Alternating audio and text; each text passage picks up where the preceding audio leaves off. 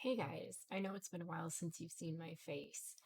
I just have been recovering from a hysterectomy that I got the stomach flu, and yeah, it's been kind of a crazy couple of months. But I'm finally kind of feeling where I need to be, which has taken me a while to get to. And that's kind of what I wanted to talk about tonight is creating your own traditions when it comes to the holiday season. I know in my last video I talked about how I've been struggling with grief and all of the changes that I've gone through this year that have now bled over into the holiday season. And I'm not entirely sure, or at least at that point in time, I wasn't entirely sure how to navigate it. And one of the biggest struggles that I had outside of grief is just trying to find my place in this holiday season as a pagan, and as a person who practices a less conventional religion or spiritual path, I should say. There are cats fighting outside my door. So I apologize for the lighting. My ring light is, it's a thing. Anyway, um, so I've been really kind of contemplating how to approach this whole situation with adjusting for the holiday season this year. And I felt that doing the same thing over and over again was getting me nowhere. As we know, that typically tends to be the definition of insanity. So I thought this year I would change it up and I would kind of start to embrace it a little bit more. And I decided that I was just going to decorate and that I was just going to start bringing in the seasonal energy into my home. And lo and behold, it actually gave me a lot of comfort.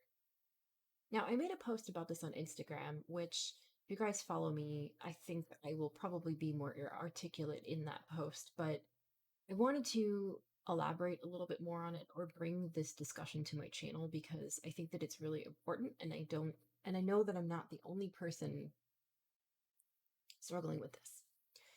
But I discovered in decorating my home and bringing in the seasonal energies of solstice to my everyday life that it gave me comfort, but it didn't take away my pain and sadness or grief. But I was able to sit with it a little bit better. A perfect example is as I was hanging the stockings that were made for me by my family, they were made by my grandmother, who I lost just in October. And as I have mentioned before, my grandmother was the last of my mother's immediate family. So I no longer have my grandparents, my mother, or my uncles. They are all gone. And it's just a lot to take in. And I miss my mother every day. And I miss my grandparents. And I miss my uncles. And, those are five people in my life that are no longer there. And they're five people that I have memories of when it comes to this holiday season. And the other thing that it's bringing about is just where do I go from here when it comes to creating my own traditions as a parent? And there's so many other facets to that that make it complicated in the sense of I am married to an atheist, so I don't share my spiritual path with my partner. And although my partner is very loving and accepting, this just isn't his thing. I really wouldn't have him any other way. I just want him to be who he is, and he just wants me to be who I am. And we have a very supportive and wonderful marriage. But I'm also a mother. I have two boys, and they are still pretty young. And I really want to be able to incorporate my beliefs and carry on my family traditions and honor my ancestors when it comes to the holiday season. I look back at many of my memories and I realize that most of the joyous things that I can recall from this season were recreated by traditions that, per se, my mother carried from her childhood and so forth. And ever since I was pretty young, I've always been very interested in my heritage. Now, I do know that I am mostly a Northern European mutt. Basically, is the best way to put it. But I am roughly 50% Scandinavian, and my grandfather was full blood Swedish. So I would hear things from him growing up, and sometimes they would even be about Scandinavian or Norse mythology. And it just was interesting. I think maybe that connection somehow blossomed further inside me. And I just continued to gravitate towards it, and to the point where ancestral worship has been pretty much the forefront of my practice for quite some years now, and it just continues to grow. And I've discovered that, especially this year, that creating my own traditions to share with my family has enriched the season more, and I haven't felt a Grinch vibe, I guess is the best way to put it. So I kind of looked more into Scandinavian holiday traditions and how I can incorporate them into my own pagan or Norse pagan practice in particular, and how that works for me. And one of the things that I adapted last year was Mother's Night, and this is typically celebrated on the night of December 20th, so usually the night before the solstice, and it is a Disirblot. So it is honoring your Disir, and your Disir in the Norse tradition are your female ancestral spirits. So having lost, my mother and my grandmother, they are now my Disir. And to me, that felt very healing in a way to be able to incorporate that and add it into my practice, and also to honor Frigg.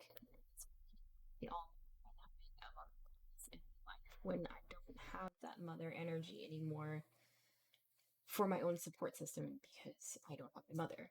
So to me, having that included was something that was really special to me. And this year, I decided to really go further with that and go further with my ancestral worship around this time of the year, because as I was growing up, the holiday season was generally taught that it was a time that you really appreciate your family and the connections that you have.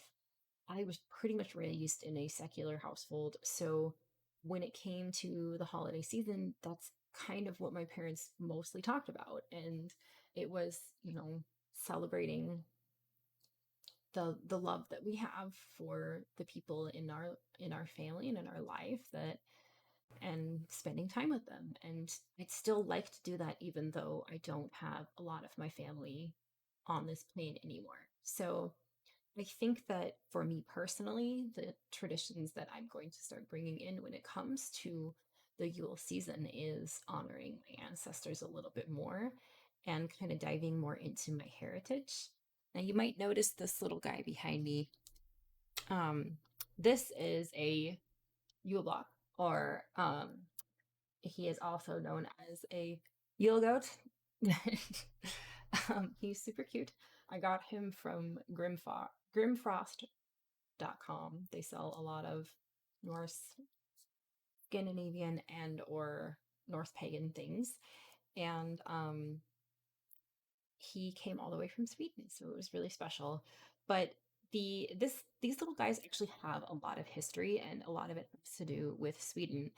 And so I decided to get one this year to incorporate in my holiday festivities. And it's just so funny because, I had talked about this with my older brother, and he was like, yeah, our grandpa had one. I have a hair that's tickling me. Um, so it just kind of all of a sudden triggered this memory of seeing it in my grandparents' home. And I was like, oh, okay. I remember it now. And that's just really funny. And so really what these little guys actually do stem from, outside of my own personal recollection, is that they believe that they come from Thor's chariot pulled by goats. Now, forgive me because for the life of me, I cannot remember their names right now, and I apologize. But from my research, it seems to be that the Yule goat is kind of stemmed from that. And then there's been a lot of practices when it comes to this guy. Like generally, he hangs out near Christmas trees. There's also been a practice where you're supposed to sneak him into your neighbor's house, and then it goes back and forth, which I thought was really cute. Um, but yeah, I really found this comforting to be able to bring it into my home and to have it as part of my heritage and honoring my ancestors and remembering that my grandfather had one. And it's just, to me, it's funny. And there are more videos and more resources on the Yule goat than what I can provide you. It's not necessarily what this video is about, so I'm not going to go into that too much. I just kind of wanted to give a brief, like, the one thing I will mention about him, though, is that he actually was demonized for quite some time from the Christian church. So that's, I think, where you will kind of get the imagery that will pop up of like demon Christmas goats. And you might actually get a little bit of crossover with Krampus, although I do think that that actually came from something else. Um, I don't personally know enough about Krampus to speak on his origins and all that stuff. But so that was the other thing that I did want to mention about the Yule goat. But so that's one thing that I've actually started to bring into my practice this year, as well as just more, Scandinavian Christmas decorations and things like that to tie into my solstice celebration and to honor my ancestors and my Scandinavian ancestry. Because to me, I do remember having like the straw ornaments on my tree growing up, or seeing that from my grandparents' tree, or just all these little things that my grandfather would do. And, I it helps keep that connection to me personally, to the people that I've lost. The other things that I have started to adapt into my practice is when I was a little girl, I really loved learning about St. Lucia Day. And now this has come from a Christian saint, like essentially a Christian saint. Um, but where it came from, where where it started for me, is that I learned about it because my grandparents told me about it. And I just remember seeing this girl in this white robe with this red sash with this crown of greens on her head and candles. And I just remember thinking like, oh, she looks like a goddess. And I just looked at it through such a pagan lens even before I really understood what I was. And to me, it just invoked something in me. So I was always interested to learn about it. And I remember doing a report on it at my heritage when I was in the fourth grade, I believe. But the other thing that kind of, and this will definitely date me for sure, is that the other thing that kind of provoked that is that I loved the American Girl books. And my favorite was Kirsten because she was a Swedish immigrant. And so for me, it was kind of a way to connect to my heritage in a way growing up. Um, and there's a whole book. One of the whole books is about her doing St. Lucia Day. And basically, how St. Lucia Day is celebrated is that the oldest daughter in the family adorns the white dress with the red sash, and then she has the crown of greens, and the candles. And then what she does is that she will bring her family in the morning. There's a specific type of roll that she will bring. It's usually made from saffron or cardamom, and then it would be like coffee and various other things for breakfast. And this is always done on the morning of December 13th. So as I'm recording this, that was actually yesterday. But I I'm how I'm incorporating this and taking kind of bits and pieces and kind of building it into my practice and honoring my heritage is that this year I'm going to be baking these rolls for the first time, and I'm actually going to include them in my solstice ritual and honoring my ancestors and my disir, because my disir are my great grandmothers, my great grandmothers, my mothers, my line that has come before me, and a lot of them were Scandinavian. So I kind of wanted to talk about that a little bit and talk about how I've been incorporating some things from my heritage and honoring my ancestors throughout this season, and how it's actually kind of helped me heal through my grief, and how it's been interesting to navigate, but so comforting. And I'm hoping that this will ring true for some of you guys. I'm hoping that it'll encourage you to maybe make your own traditions as you go through this season. I actually do think that this is particularly hard for us pagans, especially if you are like me and you are in a marriage where your partner doesn't like they don't practice what you do, and so it's kind of hard to have that familial energy going on where you are both engaging in the same spiritual practice and kind of encouraging each other to, for say, put up decorations or try to get in your plans for solstice and things like that. I do think that that tends to be one of my biggest struggles sometimes, especially trying to get this holiday season, the energy flowing and having that seasonal energy in my home. But I do I do think that it is really important to start to make your own traditions, and this is just kind of how I've started to incorporate it. Please obviously do what rings true to you, but I'm just hoping that I can inspire you guys in a way because, again, as I've said, this has been truly healing for me to be able to do this sort of stuff. So that's what I got for you tonight. Appreciate you guys for watching and listening to me ramble as always. Blessed be.